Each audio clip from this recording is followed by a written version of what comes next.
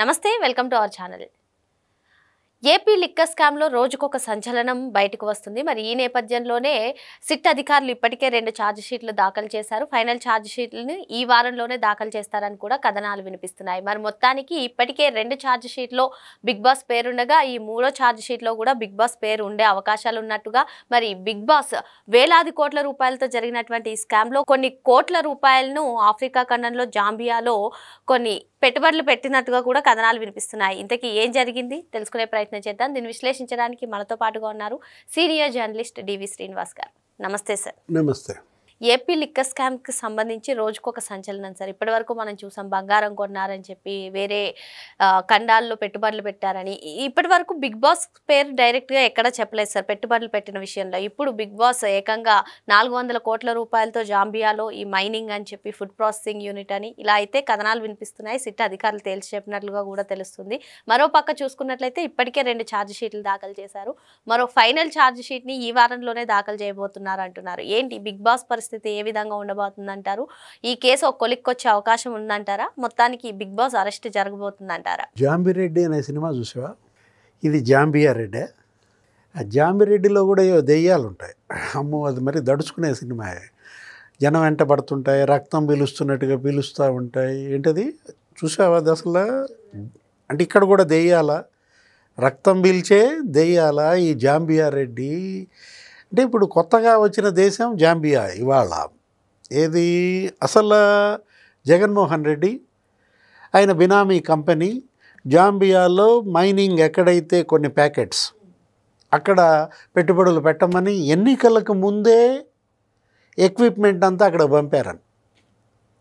ఎన్నికలకు ముందే ఎక్విప్మెంట్ అంతా ఆఫ్రికా వెళ్ళిన కంపెనీ ఏది నీకు గుర్తొచ్చేది? పిఎల్ఆర్ అనగానే పెద్దిరెడ్డి రామచంద్రారెడ్డి. అప్పుడు ఆయన మొత్తం ఈ జేసీబీలు లేకపోతే ప్రొక్లైనర్లు ఆ టిప్పర్లు అన్నీ ఆయన షిప్పింగ్. అసలు వార్తలు వచ్చాయి, కథనం మీడియాలో ఏమని ఎటు ఓడిపోతున్నామని పెద్దిరెడ్డి రామచంద్రారెడ్డి ఇక్కడ బిజినెస్లన్నీ అటు మారుస్తున్నాడు అన్నారు. దాన్ని ఆయన ఖండించాడు. ఏమని? గెలిచేది మేమే, కాకపోతే నాకు ఆఫ్రికాలో కూడా బిజినెస్లు ఉన్నాయన్న దీంట్లో ఇప్పుడు ఆ 2 సింక్ అవుతున్నాయి. ఇప్పుడు మనకు వచ్చిన ఈరోజు ఈ జాంబియా దేశం ఆ రోజు ఆ పిఎల్ఆర్ ఎక్విప్మెంట్ అంతా షిప్పింగ్. ఇప్పుడు ఒకటి మైనింగ్ బిజినెస్లో కొన్ని దశాబ్దాలుగా జగన్మోహన్ రెడ్డి కుటుంబం, ఒక ఆంధ్రప్రదేశ్లోనే కాదు ఆఫ్రికాలో కూడా. ఆఫ్రికాలో రెడ్డీస్ గ్లోబల్ కంపెనీ ఒక 5-6 దేశాల్లో, మొజాంబిక్ లేకపోతే జాంబియా, ఈ Tanzania, Zimbabwe, Ivory Coast, Cameroon, వీటన్నిటిల్లో వైఎస్ అనిల్ రెడ్డి లేకపోతే వైఎస్ సునీల్ రెడ్డి ఒకరు 20-25 ఏళ్ళుగా అక్కడ వాళ్ళ బిజినెస్లు. వాళ్ళ మేనమామ ఎవరొక ఆయన ఉన్నాడు, సిసి రెడ్డి, విసు కన్సల్టెన్సీ ఏదో ఉండేది. ఆ సిసి రెడ్డి అనగానే రాజశేఖర రెడ్డి గుర్తొస్తాడు. రాజశేఖర రెడ్డికి ఆయన ఐటీ అడ్వైజర్, జగన్మోహన్ రెడ్డికి ఐటీ అడ్వైజర్ నువ్వు ఇక నేను చెప్పవసరలా. ఎవరు? కేసిరెడ్డి రాజు. ఐటీ అడ్వైజర్లు ఏంటి, వీళ్ళు చేసిన పనులేంటి? మద్యానికి ఐటీ అడ్వైజర్కి ఏమైనా సంబంధం ఉందా? ఇప్పుడు ఆ అనిల్ రెడ్డి లేకపోతే సునీల్ రెడ్డి వాళ్ళ పేర్లు మరి కృష్ణదేవరాయలు ఎప్పుడో లోక్సభలో మాట్లాడాడు. సునీల్ రెడ్డి ద్వారా 4,000 కోట్లు మనీ లాండరింగ్ జరిగింది ఈ దేశాలకి.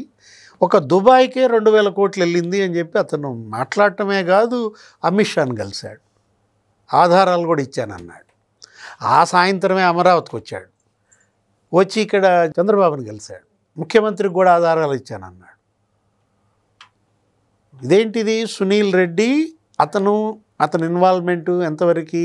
అది మద్యం కుంభకోణం, రోజుకు 2 కోట్లు ముడుపులు, నెలకు 60 కోట్లు, అదే ఏది 3,600 కోట్లు ఏమో ముడుపులు అన్నారు, కమిషన్లు మాత్రమే. రోజుకు 2 కోట్లు సునీల్ రెడ్డి, రోజుకి 8 కోట్లు అనిల్ రెడ్డి. అది వినపడింది, ఇసుకలో వినపడింది వీళ్ళమ్మకడు మాట. ఈ అనిల్ ఈ సునీల్ అనేవాడు రోజుకి 10 కోట్లు చూశారంటే కళ్ళ. అంటే ఇక్కడ ఏది జేపీ వెంచర్స్ లేకపోతే ఆ ప్రతిమ, జీసీ, కేసీ, వీటన్నిటికీ వెనకున్నది ఇతనే అనిల్ రెడ్డి. Anil Reddy, Sunil Reddy co founders. దేనికి? ఆ రెడ్డీస్ గ్లోబల్ కంపెనీ. ఇప్పుడు ఇది కూడా ఏంటన్నమాట, ఇది ఒక గ్లోబల్ స్కామ్. ఇప్పుడు ఏపీ లిక్కర్ స్కామ్ అనేది ఇది ఆంధ్రప్రదేశ్కి పరిమితమైంది కాదు, తెలంగాణ తెలుగు రాష్ట్రాలకు పరిమితమైంది కాదు, భారతదేశానికి పరిమితం కాల. ఇప్పుడు ఆఫ్రికా దేశాలు ఒక 5 చెప్పా, అదే కాదు యూకే, బ్రిటన్, ఇంగ్లాండ్లో అనగానే నీకు లండన్ అంటావు. అదే హర్ష వర్ష అక్కడ చదివిస్తున్నానని అన్నాడు, ఈయన స్పెషల్ ఫ్లైట్లో మౌడు పెళ్ళం పోయేవాళ్ళు. అంటే కట్టల పాములు కూడా వదిలేరా అక్కడ. ఎక్కడ అసలు అక్కడ దీవి కొన్నాడు అన్నారు, అది నిజమో కాదు మనకు తెలియదు. అసలు ఒక బ్యాంకే పెట్టాడు అన్నారు. అంటే నిప్పు లేనిదే మరి పోగొస్తుందా? అదే కాదు, నీకు యుఎస్లో కూడా పెట్టుబడులు పెట్టారంటున్నారు, అమెరికా. యుఎస్ అనగానే మనకి కేసిరెడ్డి రాజు గుర్తొస్తాడు, అతను ఎన్ఆర్ఐ, అక్కడి నుంచి వచ్చినాడు. అంటే ఇప్పుడు 100 ఎకరాల భూములు ఇక్కడ కొనడమే కాదు, విదేశాల్లో కూడా కొన్నారా. హైదరాబాదులో 92 ఎకరాలు కొన్నాడు కేసిరెడ్డి రాజు అని, ఏదో 32 ఎకరాలు పట్టుకున్నామన్నారు. అది కూడా మన వాళ్ళమ్మ సుభాష్ని పేరు మీద, కేసిరెడ్డి రాజు పేరు మీద, మరి కూతురు ఎవరో ఈష్ణవి, షాబాద్ మండలంలో. అసలు ఇక్కడ అతని పిఏ 54 ఎకరాలు కొన్నాడట. ఎవరు? పిఏ దిలీప్, పైడి దిలీప్ అనేవాడు. వాడు 52 ఎకరాలు ఎక్కడి నుంచి ఏ డబ్బులతో కొన్నాడు? కొనడం కాదు, ప్రభుత్వం మారి జగన్ దిగంగానే అమ్మేశాడంట. కొనడం ఎందుకు, అమ్మడం ఎందుకు? ఇప్పుడు అమ్మటం సరే, మర్చిపోయా, సిట్టు ఏర్పడ్డాక 42 ఎకరాలు అమ్మాడంట. స్పెషల్ ఇన్వెస్టిగేషన్ టీం ఏర్పడంగానే ఇప్పుడు అతనికి బెయిల్ ఇచ్చారు. వెంటనే వీళ్ళు పిటిషన్ వేశారు. ఇప్పుడు 42 ఎకరాలు అమ్మినాడు, అసలు ఇంకా ఇతనికి బెయిల్ ఇస్తే మిగతా వాళ్ళు కూడా అందరూ అమ్ముకుంటారు. అందరికి అమ్మి పెట్టమనా మీరు బెయిల్ ఇచ్చింది? ఇప్పుడు ఎవరిని చూసినా ఆయన ఎవరు 260 ఎకరాలు కొన్నాడు. ఎవరు ఆయన? మన ఇద్దరికి క్విజ్జా? చెవిరెడ్డి భాస్కర్ రెడ్డి, గూడూరు మండలంలో, అక్కడ నెల్లూరు జిల్లా, తిరుపతి జిల్లా, 260 ఎకరాలు. రైతుకి ఎంత ఇచ్చారో తెలుసా? 2,10,000. అంటే మొత్తం 260 ఎకరాల ఖరీదు ఎంతో తెలుసా? 6 కోట్లు. సరే కొన్నాడు, ఓకే. ఉంచుకున్నాడా? అమ్మేశాడు. 2 నెలల్లో ఎవరికి అమ్మాడు? అరవిందో ఆయనకి అమ్మాడు. 2 నెలల్లో ఇతనికి ఎంత వచ్చింది? 20 కోట్లు వచ్చింది. అంటే నెలకి 10 కోట్లు అన్నమాట. అంటే జగన్మోహన్ రెడ్డిని అడ్డం పెట్టుకుని చెవిరెడ్డి సంపాదన ఇక్కడ ఈ ఒక్క దాంట్లో నెలకు 10 కోట్లు, 60 నెలలకి 600 కోట్ల. అదే చెవిరెడ్డి మోహిత్ రెడ్డి 600 కోట్ల వ్యాపారం అన్నది అదే. రియల్ ఎస్టేట్లో అబ్బే మేము 50 కోట్ల వ్యాపారం చేశానంటాడు. చెవిరెడ్డి మోహిత్ రెడ్డి పట్టుకుంటే మొన్న 52 ప్రశ్నలు అడిగితే ప్రశ్నకు 1 కోటి అని లెక్క చెప్పాడు. 52 కోట్ల వ్యాపారమే చేశానంటే ఎవరు నమ్ముతారు? అదేమంటే గావు కేకలంట, పెడబొబ్బలంట. నిన్న జైల్లో చూసావా? అసలు మామూలు వీరంగం కాదు చెవిరెడ్డి. అంటే ఎట్లా అయితే ఒక క్రూర మృగాన్ని గనక బంధిస్తే, వలేసి ఉచ్చు బిగిస్తే ఎట్లా గిలగిల కొట్టుకుంటుందా?